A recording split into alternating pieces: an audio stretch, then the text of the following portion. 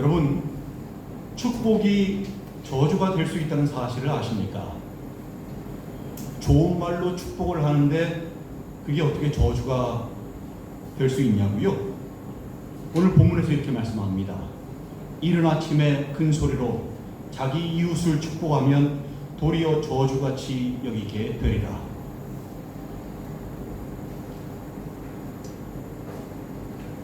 본문은요, 축복이 저주가 되는 이유로 두 가지를 듭니다.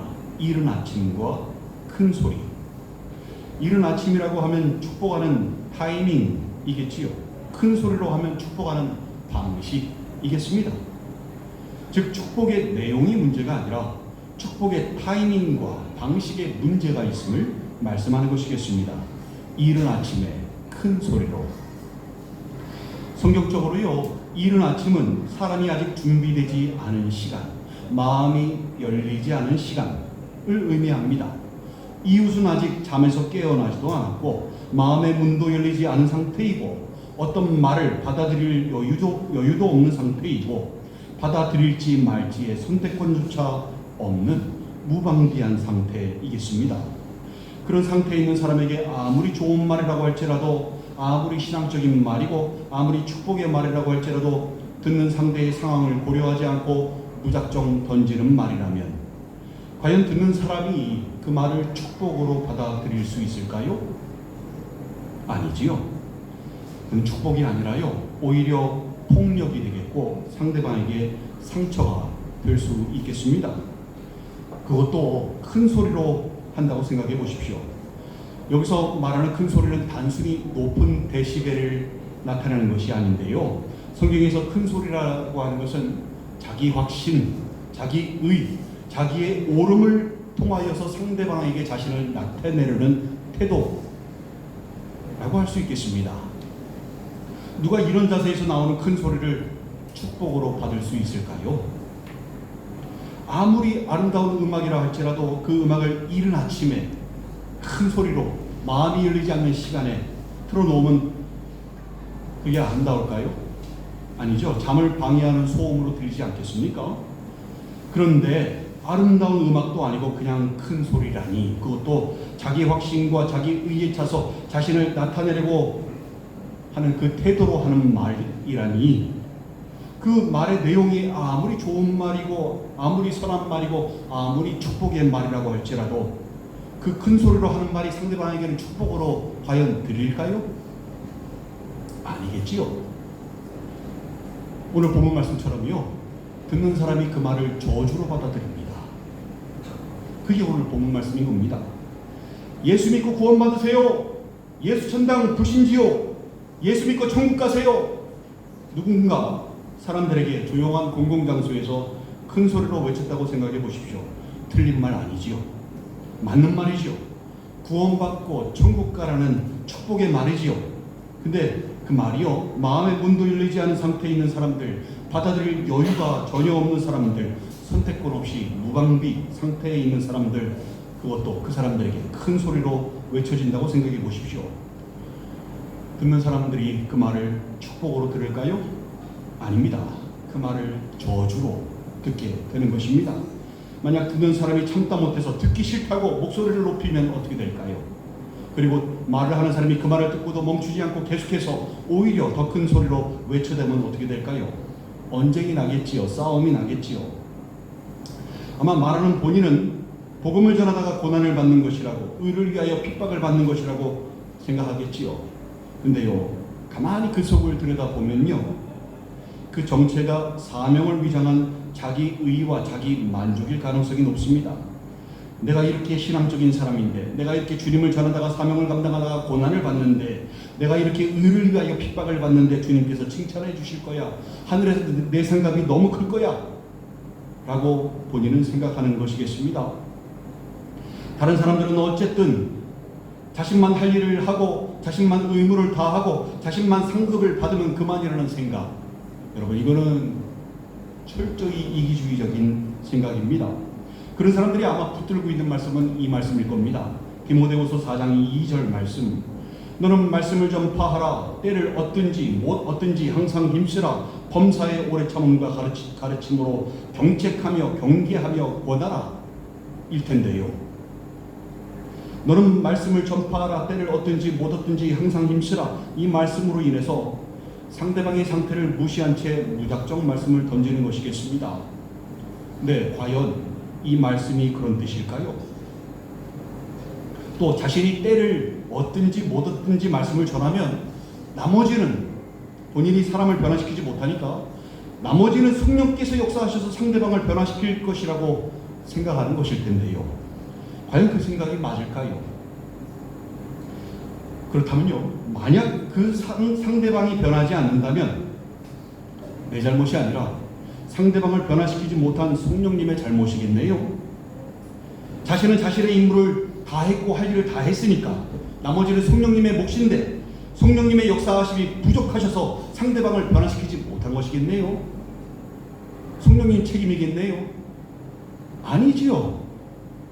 잘못된 생각입니다. 이 사람에게 자기 의가 충만하면요, 이렇게 성령의 하나님까지도 평가하게 되는 것입니다. 생각해 보십시오. 주방에서 요리 보조로 일하는 사람이 항상 재료 준비를 먼저 하지요. 근데 뭔가 열심히 했어요. 근데 재료가 다 망가졌습니다. 못 쓰게 됐습니다. 요리에 쓸 수 없는 재료를 만들어 버렸습니다. 그 뒤에 아무리 인류 주방장이 온다 할지라도 그 요리를 제대로 마무리할 수 있겠습니까? 그 요리가 제대로 안 됐다면 누구 잘못입니까? 주방장 잘못입니까? 요리의 맛을 결정하는데 재료가 70%에서 90%를 차지하거든요. 나머지가 조리 기술인데 요리가 잘 안 된 것은 앞에 재료 준비를 다 망쳐버린 그 사람 잘못 아니겠습니까? 요리를 준비하는 사람이, 재료를 준비하는 사람이 나는 내 할 일 다 했어. 내 사명을 잘 나는 감당했어. 끝. 나머지는 주방장의 몫이야. 라고 생각한다면 이거 완전히 자기 만족 아닙니까? 착각 아니겠습니까? 너는 말씀을 전파하라. 때를 얻든지 못 얻든지 항상 힘쓰라. 이런 말씀, 이 말씀은요, 그런 말씀이 아닙니다.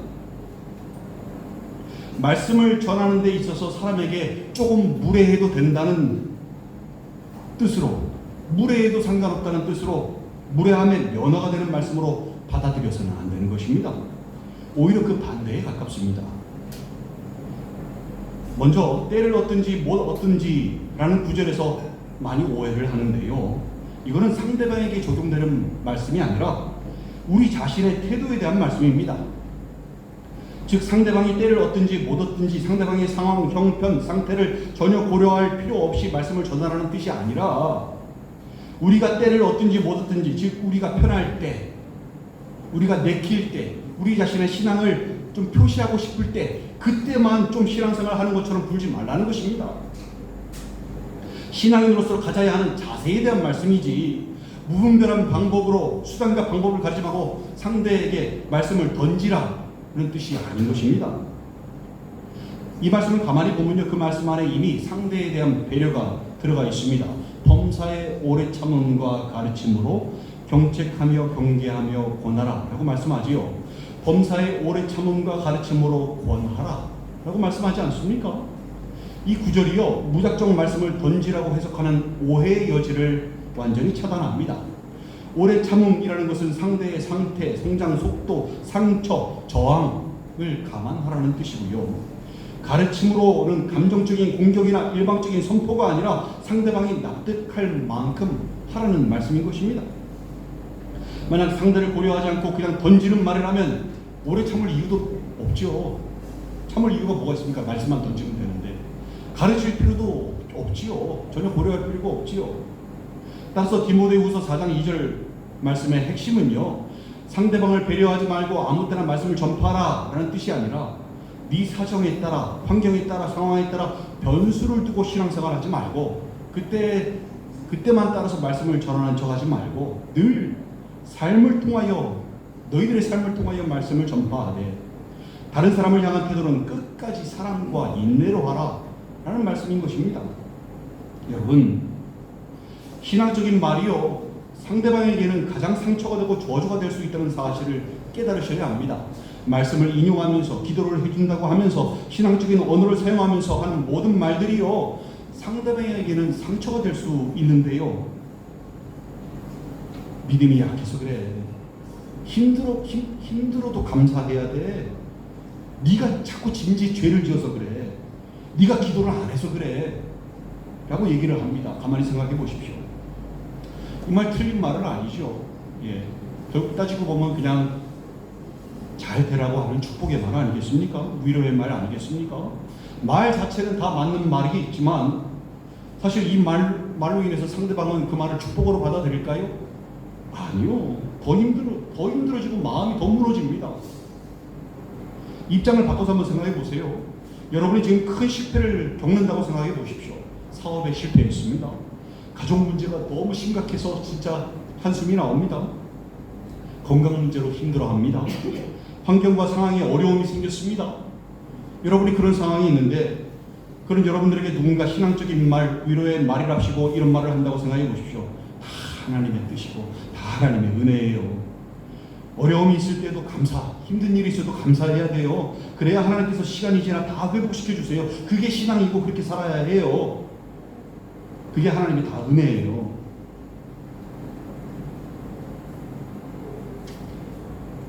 가만히 보면 다 틀린 말 아니죠. 회개하셔야 돼요. 회개하시고 신앙생활 열심히 하셔야 돼요. 다 이렇게 문제가 있어서 이렇게 다 고난을 주시는 이유가 다 있어요. 신앙생활 열심히 하고 하나님 의지하세요.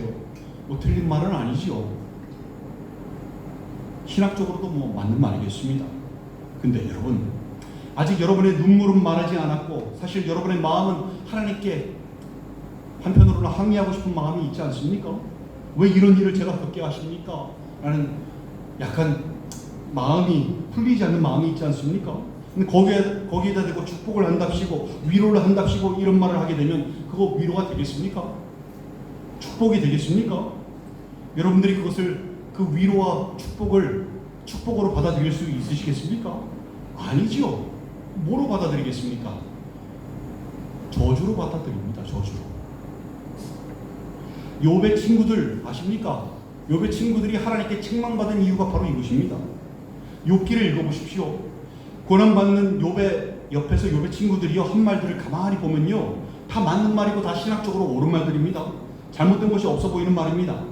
고난은 죄의 결과일 수 있으니까 하나님 앞에서 죄 없다 하지 말고 가만히 뒤를 돌아보면서 겸손하게 회개해. 이게 그 친구들 말이었습니다. 그들은 위로의 말을 합시고 축복의 말을 합시고 고난받는 욥을 내려다보면서 상대적인 자기 의를 가지고 욥에게 목소리를 높여서 얘기했던 것입니다. 욥의 친구들이 처음부터 이랬던 건 아니에요. 처음에는 잘했습니다. 그들이 욥의 고난을 보고요 일주일간 아무 말 없이 침묵으로 같이 함께 있어 줬습니다. 욥기 2장 13절에서요 밤낮 7일 동안 그와 함께 땅에 앉았으나 욥의 고통이 심함을 보므로 그에게 한마디도 말하는 자가 없었더라 라고 말씀합니다. 처음에는 이들이 이렇게 잘 했었는데 끝까지 이렇게 침묵하며 옆에 있어 주었으면 참 좋았을 텐데 이들이 이다음부터는 위로의 말, 축복의 말, 신앙의 말을 한답시고 욥을 더욱 힘들게 했었는데요. 욥에게 고난당하는 이유를 설명하려고 들었고요. 하나님의 뜻을 대신 해석하려고 했었고요. 침묵이 아니라 설명을 택하였습니다. 충고를 택하였습니다.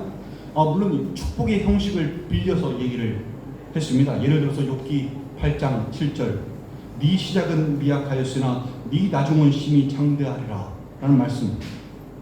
그 의미 자체는 그냥 보잘것없는 시작이었지만 훗날 크게 번창할 것이라는 희망을 담은 지금도 사람들이 많이 쓰죠. 개업식 때, 창업 때 축복의 말로 쓰는 구절이지요. 근데 사실 이 말씀은 우리가 인용해서도 안 되고 갖다 써서도 안 되는 말씀입니다. 이 말은요 욥의 친구 빌닷이 고난받는 욥에게 죄를 회개하면 회복될 거야 라는 의미로 정죄하는 마음으로 말했던 말인 것입니다. 욥의 친구들이요 자기 의를 가지고 욥을 정죄하려고 하였던 것입니다. 욥이 자신의 고난에 대하여 하나님께 항의하고픈 마음이 있어서 좀 그런 빛을 비추자 욥의 친구들이요 그들 자신이 하나님 편에 서 있다고 생각하고 하나님을 변호하려고 하면서 욥에게 충고하고 책망하였던 것인데, 사실 그들은 하나님을 왜곡하였습니다. 하나님을 기계적으로 심판하시는 분으로, 즉각적으로 무자비하게 심판하시는 분으로 만들었고요, 사랑과 은혜가 없으신 분으로 왜곡시켜버렸던 것입니다. 하나님을 옹호하려다가 하나님의 사랑과 은혜를 축소시키고 왜곡시켜버렸던 것입니다. 그래서 하나님께서는요, 욥기 42장 7절에서요, 너희가 나를 가리켜 말한 것이 옳지 못함이니라 라고 말씀하시면서 욥의 친구들을 책망하셨던 것입니다. 이렇게 신앙적인 말이 분별 없이 사랑 없이 사용될 때 그것은 폭력이 되고 저주가 되고 또 그것이 하나님을 왜곡시키는 도구가 되는 것입니다. 욥의 친구들의 말은 옳은 말, 축복의 말의 형식을 빌린 것이지만 사실 옳지 않은 타이밍에 옳지 않은 방식으로 또 옳지 않은 마음으로 사용되었기에 문제가 된 것입니다. 바로 오늘 본문에서 말씀하는 이른 아침에 큰 소리로의 요건을 채우면서 축복이 저주가 되었던 것입니다. 여러분, 때로는요, 뭔가 말을 꼭 해야 되는 게 아니라 축복의 말보다요, 오히려 침묵이 더 축복이 될 때가 있습니다. 그리고 그 침묵이 축복과 위로를 대체할 경우가 많습니다. 전도서 3장 7절에서 잠잠할 때가 있고 말할 때가 있으며 라고 말씀하지요. 잠잠할 때가 있는 것이고요, 또 때에 맞게 말을 해야 하는 것입니다. 잠언 15장 23절에서 때에 맞는 말이 얼마나 아름다운고 라고 말씀하지요. 또 잠언 25장 11절에서는 경우에 합당한 말은 아로 새긴 은쟁반의 금사과니라 라고 말씀합니다. 침묵이 아니라 꼭 축복의 말을 해야 할 때는요, 그 안에, 여러분 안에 자기 의가 없는지, 자기 만족으로 하는 말은 아닌지, 여러분 자신을 드러내고 싶어서 하는 말은 아닌지 꼭 확인하시고 말씀하시기 바랍니다. 우리가 축복의 언어를 사용할 때 사실은 우리 안에 이런 마음이 숨어 있을 수 있습니다. 나는 믿음이 있는 사람이야, 나는 영적인 사람이야, 나는 하나님 편에 서 있어 라고 하는 마음이 숨어 있을 수 있습니다. 그리고 이때 하는 말들은요, 모두 상대방을 위한 말이 아니라 내 자신을 위한 말이 되겠습니다. 그리고 동시에 그 말은 어떻게 들릴까요? 상대방에게 축복이 아니라 저주로 들릴 수 있다는 사실을 여러분 깨달으셔야 합니다. 상대가 그렇게 느낀다면 내가 하는 말은 더 이상 축복이 아니라 저주가 된다는 사실을 아셔야 한다 이 말입니다. 주님을 떠올려 보십시오. 주님 어떻게 하셨습니까? 주님은 상처 입은 자들에게 축복의 말 하셨습니까? 설교하셨습니까? 아니요, 그냥 조용히 다가가셨습니다. 울고 있는 자들과 함께 우셨습니다. 죄인을 정죄하지 않으셨습니다. 이사야서 42장 2절에서 그는 외치지 아니하며 목소리를 높이지 아니하며 그 소리를 거리에 들리게 하지 아니하며 라고 말씀합니다. 주님의 축복은 크지 않았고요, 시끄럽지 않았다는 말이죠. 늘 상대의 마음의 문을 두드리는 소리, 방식이었습니다. 주님은 언제나 상대방의 상태를 먼저 보셨습니다. 가늠하다 잡힌 여인에게 설교하지 않으셨고 정죄하지 않으셨습니다. 요한복음 8장 11절에서 나도 너를 정죄하지 아니하노니 가서 다시는 죄를 범하지 말라 라고만 말씀하시고 보내셨습니다. 주님은 또 나사로의 무덤 앞에서도 설교하지 않으셨습니다. 다시 살릴 건데 너희들 왜 우냐? 울지 마, 믿음 없이 굴지 마, 이렇게 하지 않으셨고요. 어떻게 하셨습니까? 그냥 우는 자들과 함께 우셨습니다. 그리고 나서 나사로를 살리셨습니다. 또 주님께서 부활하신 후에 엠마오로 가는 제자들에게 나타나셨을 때도 그들에게 즉시 말씀을 막 풀어주시지 않으셨습니다. 함께 걸어가셨습니다. 그리고 그들의 마음이 열렸을 때 그들에게 말씀을 풀어주셨습니다. 주님의 축복은 조용했고요, 기다렸고요, 그리고 상대를 존중했고요, 항상 상대방의 상태를 헤아리셨습니다. 주님께서 제자들에게 십자가를 치실 것을 언제부터 말씀하셨는지 여러분 아십니까? 그 말씀을 처음부터 하신 게 아니었습니다. 어느 순간서부터 주님께서 그 말씀하셨는데 그때가 언제입니까? 바로 베드로가 마태복음 16장 16절에서 주는 그리스도시요 살아계신 하나님의 아들이시니이다 라고 고백한 그 이후부터입니다. 마태복음 16장 21절에서 이때로부터 예수 그리스도께서 자기가 예루살렘에 올라가 장로들과 대제사장들과 서기관들에게 많은 고난을 받고 죽임을 당하고 제3일에 살아나야 할 것을 제자들에게 비로소 나타내시니 라고 말씀하셨습니다. 왜 그 전에 말씀하지 않으시고 베드로가 고백한 이후부터 말씀하기 시작하셨을까요? 그것은요, 영적으로 받아들일 준비가 되어 있지 않는 사람에게는 이 십자가가 실패와 저주로 여겨지기 때문입니다. 그 말씀을 하실 수 없으셨던 겁니다. 이렇게 주님은 항상 상대방의 상태를 고려하셨습니다. 이것이 바로 축복되게 하는 것입니다. 여러분, 축복은요, 이른 아침에, 즉 상대방의 마음의 문이 열리지 않는 상태, 전혀 들을 준비가 안 돼 있는 상태에 있을 때 큰 소리로, 즉 자기 의와 자기 만족으로 하는 것이 아니라 주님께서 하셨던 것처럼 항상 상대방을 헤아리고 해야 하는 것입니다. 꼭 말을 해야 할 필요도 없겠습니다. 그냥 함께 있어 주는 것, 즐거워하는 자들과 함께 즐거워하고 우는 자들과 함께 우는 것도 축복인 것입니다. 로마서 12장 15절 16절에서 즐거워하는 자들과 함께 즐거워하고 우는 자들과 함께 울라. 서로 마음을 같이하여 높은 데 마음을 두지 말고 도리어 낮은 데 처하며 스스로 지혜 있는 채 하지 말라 라고 말씀합니다. 이렇게 높은 데 마음을 두고 내려다보면서 자신을 드러내면서 지혜 있는 채 하면서 하는 말이 축복이 아니라요, 말하지 않고 그냥 가만히 즐거워하는 자들과 함께 즐거워하고 우는 자들과 함께 우는 것, 이것이 바로 축복이 될 수 있는 것입니다. 여러분, 우리에게 진짜 최고의 축복이 뭔지 아십니까?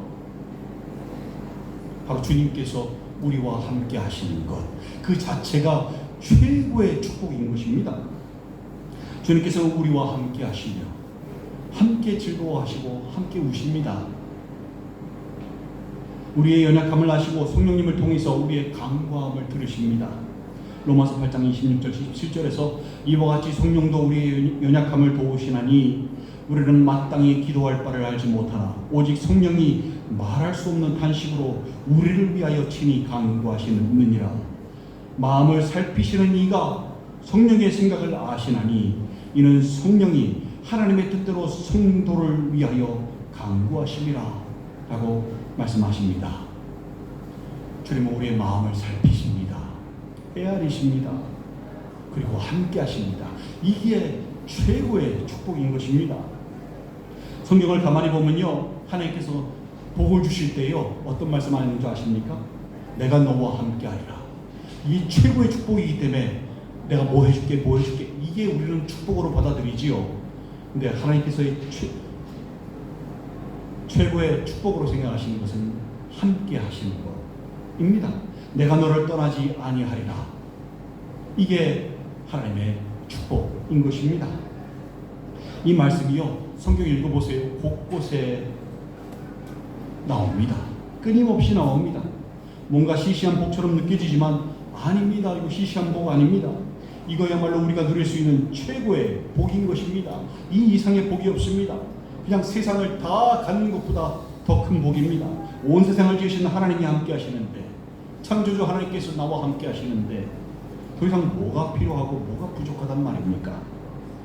이것도 필요하고 저것도 필요하다고요? 여러분, 그 필요한 것들은 진짜 내게 필요하면 하나님께서 내가 구하기도 전에 성령님을 통해서 말할 수 없는 탄식으로 우리를 위하여 중보하시는 그 성령님을 통해서 우리의 필요를 아시고 그냥 우리에게 구하기도 전에 채워주시는 것입니다. 시편 23편의 다윗의 고백을 들어보시기 바랍니다. 여호와는 나의 목자시니 내게 부족함이 없으리로다. 그가 나를 푸른 풀밭에 누이시며 쉴만한 물가로 인도하시는 도다. 내 영혼을 소생시키시고 자기 이름을 위하여 의의 길로 인도하시는 도다.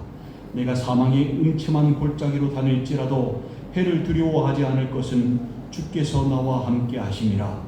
주의 지팡이와 막대기가 나를 안위하시나이다. 주께서 내 원수의 목전에서 내게 상을 차려주시고 기름을 내 머리에 부으셨으니 내 잔이 넘치나이다. 내 평생의 선하심과 인자하심이 반드시 나를 따르리니 내가 여호와의 집에 영원히 살리로다 라고 말씀합니다. 이 고백은요, 주님 한 분만으로 나는 만족합니다, 주님 한 분만으로 나는 충분합니다 라는 고백입니다.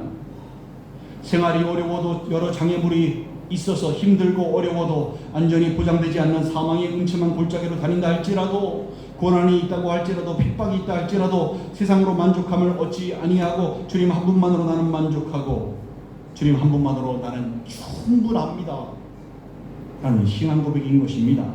주님이 인도하시는 곳이라면 그 어디나 주님으로 인하여 평안하며 은혜가 넘치는 곳이라는 것을 고백하는 것이고요.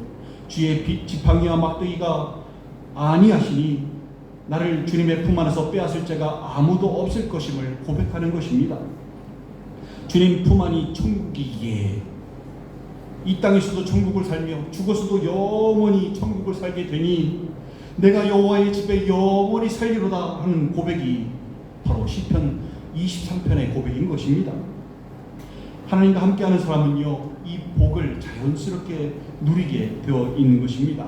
이 복이 여러분들의 복이 되기를 간절히 소망합니다. 이 복을 먼저 누리시고요, 함께 하시는 주님의 마음으로, 주님의 타이밍으로, 주님의 방식으로 이웃을, 지인을, 가족을 축복하시는 여러분 되시기를 소망합니다. 축복이 저주가 되는 것이 아니라 축복이 축복되게 하시는 여러분들 되시기 바랍니다. 사랑하는 지체 여러분, 혹시 그동안 축복을 많이 하는 사람이 신앙인이라고, 이렇게 축복을 하는 것이 신앙이라고 생각해 오시지는 않으셨습니까? 그것 때문에 계속해서 뭔가 축복의 말, 위로의 말을, 뭔가 설교적인 말을, 신앙적인 말을 던지면서 사시지는 않으셨습니까? 혹시 그동안 여러분의 축복이 누군가에게는 저주가 되지는 않았을까요? 말은 축복인데 마음은 자기 의와 자기 만족으로 가득 차 있는 상태에서 한 말은 아니었을까요? 기도해 준다면서 상대를 판단하고 있지는 않았을까요? 위로한다면서 욥의 친구들처럼 충고하고 정죄하려 들지는 않았을까요? 말씀을 전파한다면서 바리새인처럼 주님이 아닌 여러분의 자신의 의를 드러내고 있지는 않았을까요? 여러분이 지금까지 해오셨던 축복은 축복이었는지 저주이었는지 주님 안에서 한번 되돌아보셨으면 좋겠습니다. 상대의 마음의 문이 닫혀 있을 때 던지고 들어가는 말은요, 축복이 아니라 폭력에 가깝습니다. 상처가 됩니다. 그리고 저주가 됩니다. 눈물이 흐르고 있는 사람에게 정답을 얘기해 주면요, 그 위로가 아니라 칼이 됩니다. 그래서 그냥 말하는 입이 아니라 함께 있는, 함께 있어주는 존재가 되는 것이 더 나은 축복의 방법인 것입니다. 주님께서 우리에게 그렇게 하시는 것처럼, 우리가 죄인 되었을 때 먼저 설교하지 않으셨던 것처럼, 우리가 넘어졌을 때 먼저 정지하지 않으셨던 것처럼, 우리가 울고 있을 때 먼저 설명하지 않으시고 함께 우시는 것처럼, 여러분도 그렇게 주님의 타이밍에, 주님의 방식으로 축복의 통로로 살아가시길 소망합니다. 우리 인생 최고의 복은 주님과 함께하는 것, 주님께서 우리와 함께 하시는 것입니다. 주님과 함께 하심으로 그 최고의 복을 누려보시기 바랍니다. 이 땅에서도, 내 생에서도 영원토록 최고의 복으로 사시고 그 여러분의 복이 흘러넘쳐서 여러분 주변 모든 분들에게도 복이 되는 귀한 역사가 일어나기를, 여러분 삶 가운데 그 역사가 충만하시기를 주님의 이름으로 간절히 축원드립니다. 함께 기도하시겠습니다. 여러분, 지나간 시간들 한번 되돌아보셨으면 좋겠어요. 여러분의 축복은 축복이었는지 아니면 다른 사람들에게 저주이었는지, 혹시 나의 의와 나의 만족으로 나의 신앙을 그들에게 보여주려고 하는, 드러내려고 하는 상태에서 바리새인과 같은 마음으로 하는, 욥의 친구들처럼 하는 그런 말은 아니었는지, 상대방에게는 그것이 축복이 아니라 저주였는데 그렇게 저주 같은 축복을 던지면서 살고 오지는 않았는지 여러분 자신을 한번 돌아보시기 바랍니다. 가장 중요한 것은요, 여러분이 먼저 최고의 복을 누리시는 겁니다. 함께 하시는 하나님, 지금도 마음의 문을 두드리시는 하나님께 마음의 문을 열고 하나님과 함께하며 하나님의 마음으로, 그 극률한 마음으로, 하나님의 심장으로, 하나님의 눈으로 이웃을 보며, 가족을 보며, 주변 사람들을 보며 함께 있어주고 축복이 축복되게 하는 그러한 삶을 살아야 합니다. 그게 신앙인입니다. 뭔가 많이 한다고, 경험 많이 했다고 목소리가 높아지고 목소리가 커지면 안 되는 것입니다. 가만히 보면 자기 의와 자기 만족이 그 안에 들어있을 경우가 많습니다. 아시죠? 바리새인들 어떻게 기도했는지. 하나님이시여, 길거리 한복판에서 그렇게 자신의 의를 드러내면서 기도하지 않았습니까? 여러분은 어떠십니까? 여러분의 축복은 축복이십니까? 저주이십니까? 이 시간 여러분 자신을 되돌아보시면서 함께 기도하심으로, 회개하심으로 하나님 앞에 나아가시겠습니다.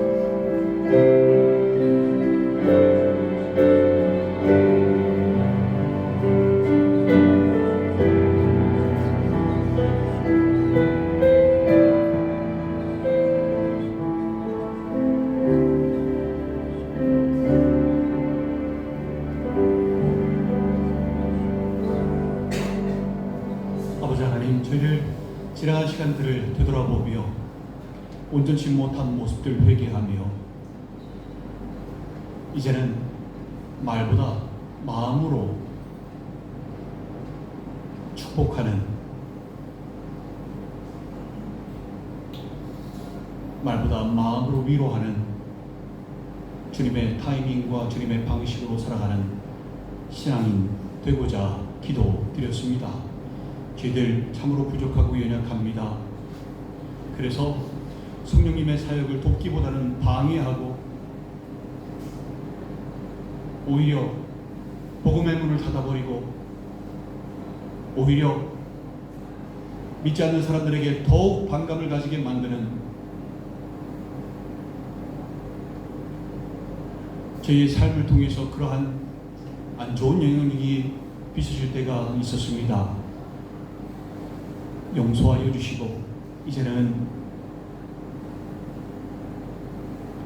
저희들 축복이 축복되게 하는 신앙인의 삶, 말이 아니라 중심으로 살아가는 신앙인의 삶 살게 하여 주시옵소서. 한 사람 한 사람 주님 손에 의탁하오니 불쌍히 여겨주시고 품에 안아주시고 함께하여 주시고 최고의 복을 누리게 하여 주시옵소서.